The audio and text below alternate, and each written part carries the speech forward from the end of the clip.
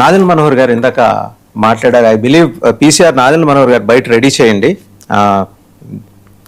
ఆయన పురపోరుకి సంబంధించి తెగేసి చెప్పారు సార్. అసలు ఇంకోటి ఆ వార్తా కథనం మరి అది లీక్ అంటారా, ఏకపక్షంగా నిర్ణయం తీసుకున్నారా, లేకపోతే మూడు పార్టీలు కలిసి కూర్చొని మాట్లాడుకున్నాయా? 80-15-5 ముందు అసలు మనోహర్ గారు ఏమన్నారో ఒకసారి చూద్దాం సార్. మనోహర్ గారు ఏమన్నారు చూద్దాం. సరే, ఇప్పుడు ఏంటంటే సెప్టెంబర్లో పురపోరు అనేది అప్పుడే పవన్ కళ్యాణ్ గారు రాష్ట్రపతిని దృష్టిలో పెట్టుకుని సార్వత్రిక ఎన్నికలప్పుడు అవసరమైతే మనం తగ్గుదాం, ఏ ప్రాంతాల్లో మన అభ్యర్థులు ఉన్నారో పార్లమెంట్లో కానివ్వండి, శాసనసభలో కానివ్వండి, వాళ్ళందరికీ కూడా పోటీ చేసే అవకాశం ప్రతి ఒక్కరికి ఈ సందర్భంలో కల్పించలేకపోతామేమో, కానీ రాబోయే రోజుల్లో పార్టీని బలోపేతం చేసుకుంటూ ముందుకెళ్దాం. 2024లో జరిగిన ఎన్నికలు మాత్రం ఓటు చీలనివ్వం అనే మాట ఆయన ఇచ్చినందుకు దాన్ని గౌరవించుకుంటూ ఎక్కడ కూడా పొరపాటు లేకుండా ఆయన నిలబడ్డారు.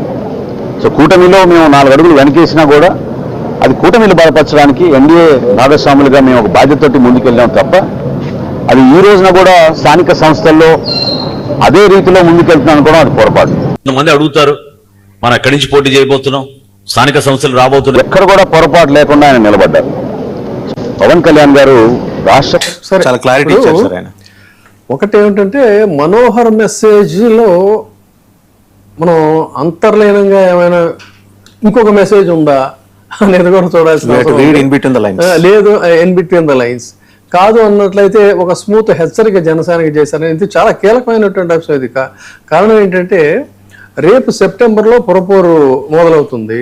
ఈ పురపోరు ఎన్నికల్లో కూడా ఏంటంటే ఎక్కడికి వాళ్ళు ఇప్పుడు ఇదేంటి కేడర్ స్థాయికి సంబంధించినటువంటి ఎన్నికలు ఇవి. స్థానికంగా ప్రతి ఒక్కరికి కూడా మనం చూసుకుంటే ఎలక్షన్స్లో అసలు గొడవలు కానీ లేకపోతే హోరాహోరీ ప్రతిష్టాత్మకంగా పార్టీల మధ్య ఫ్రిక్షన్ కానీ ఇవన్నీ ఎక్కడ ఉంటాయంటే జనరల్ ఎలక్షన్స్లో పెద్దగా ఉండవు.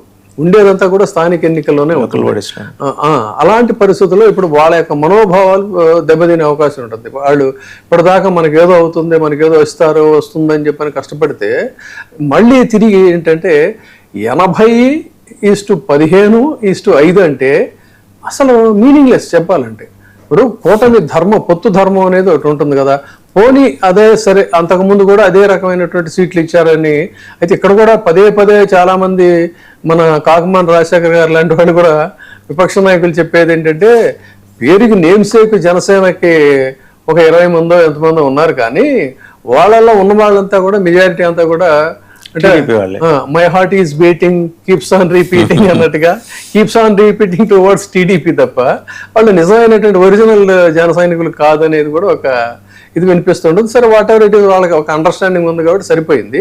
బట్ వేరేస్ ఈ స్థానిక ఎన్నికలకు వచ్చేసరికి వీళ్ళు చెప్తుంది ఏంటంటే ముందుగా మున్సిపాలిటీలు, తర్వాత నగరపాలక సంస్థలు, తర్వాత జడ్పీలు, తర్వాత మండల ప్రజాపరిషత్ ఎన్నికలు ఇవన్నీ కూడా జరుగుతాయి. జరిగినప్పుడు ఖచ్చితంగా ఏంటంటే ఆశావహులు తర్వాత స్థానికంగా ఇప్పుడు వాళ్ళు కూటమి ధర్మంలో ముందు బేరీజ్ వేసుకోవాలి. ఏ నియోజకవర్గంలో ఎవరో అంటే ఇక్కడ ఇంకొక పాయింట్, టీడీపీ అనేటువంటిది ఒక బలమైనటువంటి పార్టీ, అన్డౌటెడ్లీ, దాన్ని కాదనలేము మనం. అయితే అదే సందర్భంలో లీడర్స్ ఉంటారు ఆయా ప్రాంతాల స్థానికంగా. లీడర్స్ ఉన్నప్పుడు ఎలైట్ గ్రూప్స్ ఏవైతే ఉంటాయో అది జనసేన కావచ్చు, అధికార కూటమిలో ఒక చోట జనసేన ఎలైట్ లీడర్స్ ఉండొచ్చు, లేదు బీజేపీ వాళ్ళు ఉండొచ్చు, వీళ్ళు ఉండొచ్చు. అటువంటిప్పుడు ఏం చేయాలి, ఖచ్చితంగా వాళ్ళకి ప్రయారిటీ ఇవ్వాల్సినటువంటి ఇది ఉంటుంది. సో ఇవన్నీ చేయాలంటే సమగ్రంగా ఏం చేయాలంటే 3 పార్టీలకు సంబంధించినటువంటి ఎవరైతే కన్సర్న్ వీళ్ళు ఉంటారో ఆయన అధ్యక్షుడు కావచ్చు. డౌట్ సార్, ఇప్పుడు ఏకపక్షంగా ఒక వార్తా కథనం వచ్చేసింది, అది ఎవరు ధృవీకరించారు? ఆ పాయింట్ గా వస్తున్నాను నేను. ఉన్నప్పుడు ఈ వీళ్ళు ముగ్గురు కూడా కూర్చుని రేపు రాబోయే ఎన్నికల్లో మనకి విధి విధానాలు ఏంటి, ముందు ఒక ప్రిలిమినరీగా ఒకసారి కూర్చుందాం, తర్వాత వడపోత కార్యక్రమం తర్వాత మళ్ళీ ఒకసారి ఇలా అయితే అది పొత్తు ధర్మం అవుతుంది. అసలు అదేం కాకుండా యూనిలాటరల్గా వీళ్ళకి వీళ్ళే ఒక లీక్ ఇచ్చేసి మాకు అగ్రభాగం భీమసేనుడికేమో సింహభాగం, మిగతా వాళ్ళందరికీ కూడా హాఫ్ అంతా కూడా తల ఒక ఇది పంచినట్టుగా వీళ్ళే డిక్లేర్ చేయటం అంటే ఒక వ్యూహాత్మకంగా లీక్ ఇచ్చారనమాట. మీరు 15 కన్ఫైన్ అవ్వండి, మీరు 5 కన్ఫైన్ అవ్వండి, మేము 15కి మేము 80 కన్ఫైన్ అవుతాను. ఇది ఖచ్చితంగా ఎవరికైనా కూడా కొంచెం ఒక పించింగ్ వ్యవహారం, పించింగ్ అంటే ఇంకా చెప్పాలంటే అంతకంటే ఎక్కువే.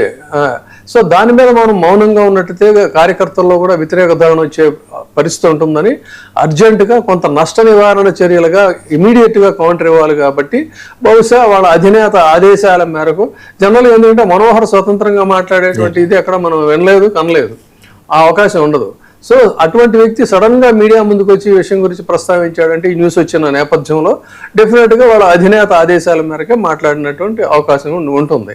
అయితే దీన్నే రెండు పార్శ్వాల్లో చూడాలని చెప్తున్నా.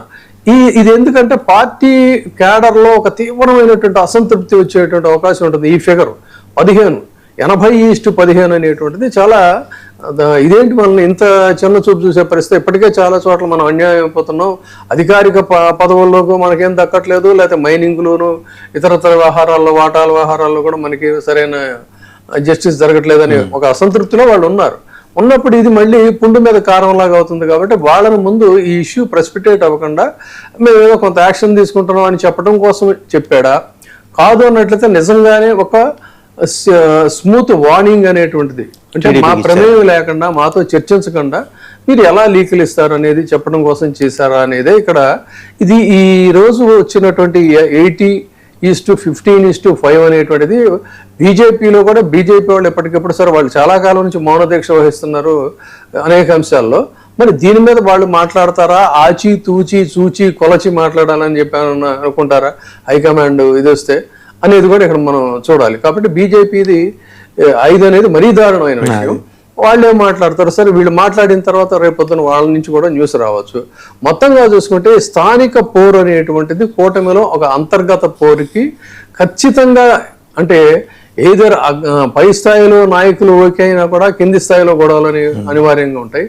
లేదు అన్నట్టయితే దాన్ని స్మూత్ గా చేసేటువంటి పరిస్థితి ఈ పర్సంటేజ్లో అయితే అసాధ్యం అని చెప్పాలి. ఇంకొక కన్సర్న్ సార్, అంటే సటిల్ వార్నింగ్ ఇచ్చేంత ధైర్యం జనసేన టీడీపీ విషయంలో చేస్తుందా?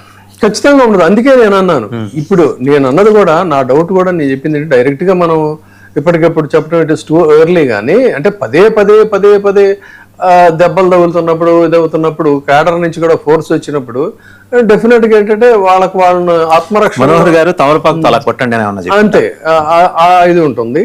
లేదు అన్నట్లయితే సరే మేము మాట్లాడుతున్నాం కదా, ఎందుకు మీరు ఈ లోపు గొడవ చేస్తారని చెప్పడం కోసం ఒక మెసేజ్గా ఈయన మాట్లాడారా అనేది కూడా ఇది చూడాలి. మొత్తం మీద అయితే మాత్రం ఇదేంటంటే ఇది మిత్రధర్మం అని అనిపించుకోదు, పొత్తు ధర్మం అని కూడా అనిపించుకోదు. చాలా చోట్ల జనసేన క్యాడర్ కూడా టీడీపీ కంటే కూడా కొన్ని నియోజకవర్గాల్లో బలంగా ఉన్నమాట వాస్తవం. ఇక్కడే నేను ఇంకొక ఆసక్తికరమైన అంశం కూడా చెప్తా. ఈ రకమైనటువంటి ధోరణులు, ఈ పరిస్థితులు చూసే రాజకీయాల్లో చాలా సీనియర్ లీడరు, వివాదాస్పద రహితుడు అని పేరున్నటువంటి వ్యక్తి, జనసేన ఎమ్మెల్యేగా ఉన్నటువంటి, ప్రస్తుత జనసేనలో ఎమ్మెల్యేగా ఉన్నటువంటి మండలి బుద్ధప్రసాద్ ఈ మధ్య అసలు ఇప్పుడు నేను ఈ ఎన్నికల్లో ఎందుకు పోటీ చేశానా, ఈ రాజకీయాల్లోకి ఎందుకు వచ్చానా అని అనిపిస్తోందని, మరి అది ఒక ప్రముఖ టీవీ ఛానల్స్లో వచ్చింది, ప్రముఖ దినపత్రికల్లో కూడా ఈ వార్త ప్రచురితమైంది. అయిన తర్వాత నేను వెంటనే ఆయనకి ఫోన్ చేసి నేను అడిగా, ఏమిటిది అని చెప్పానంటే, ఏమున్నది ఇప్పుడైతే వాళ్ళు ప్రత్యేకంగా వాళ్ళు అది వేశారు, కానీ నేను ఫీల్ అవుతున్నటువంటి మాట అయితే వాస్తవే. ఒక ఆరోగ్యకరమైనటువంటి ఒక హెల్దీ ట్రెండ్లో రోసే గారు లాంటి పెద్దల సరసన మేము రాజకీయాలు చేస్తూ ఉన్నటువంటి వాళ్ళం అని అంటే, ఎక్కడో ఆయనకేదో తీవ్ర ఒక లోపల ఒక మనస్తాపం కలిగింది. అయితే ఆయన ఏంటంటే వివాదాల్లోకి వెళ్ళేటువంటి వ్యక్తి కాబట్టి ఆయన అనకుండా తనలో తన దీన్ని ఇది చేసుకున్నట్టుగా మనం అనుకోవాలి. సో ఇది ఆయన బయటికి ఓపెన్ గా బాహాటంగా అనకపోయినా ఒక ఎమ్మెల్యేనే ఇంత మాట అన్నాడు అని అంటే చాలా మందిలో ఈ రకమైనటువంటి ఒక అసంతృప్తి గూడు కట్టుకుని ఉంది. కాబట్టి రాబోయే కాలంలో ఇదే గనక ఈ స్థానిక పోరులో సరిగ్గా వాళ్ళకి న్యాయం జరగకపోతే అది ఏమవుతుంది, ఏ మలుపులు తిరుగుతుంది, ఎన్ని మలుపులు తిరుగుతుంది ఏంటనేది మనం చూడాలి. మనం ఈ విషయంలో మన వైసీపీ నాయకులు వారు కూడా జాయిన్ అయ్యారు. Former LIDCAP chairman Rajasekhar garu, Kakuman Rajasekhar గారు. రాజశేఖర్ గారు నమస్తే అండి. రాజశేఖర్ గారు